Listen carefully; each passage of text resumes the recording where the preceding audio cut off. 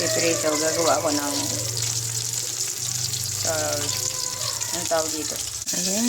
So, gawin po kami ng ano, yan. Lagyan natin yung bawang, sibuyas, luya, para sa sweet and sour. Lagyan din natin ng kamatis. Ayan. Ayan. Lagyan natin ng kamatis. Ay, nalagay ko na yung ano. Ayan. Sweet and sour. At parang, ayan, sweet and sour.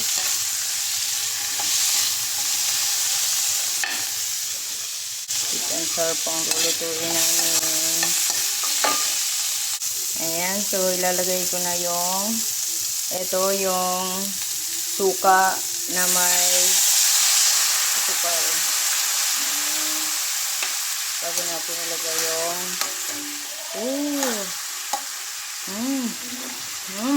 maasin. Kasi yung suka yan na galam. Tapos, lagyan din natin ng cornstarch. Yan. Yan. Para mas masarap. Tapos, paminta. Yan. Tapos, dahil kumulo na, tapos ano na, lagay na natin yung isda. Yan. Yan. Yan. Isda na prinito natin kanina. Lagay na natin. Okay, so yan na po. Ready to eat na.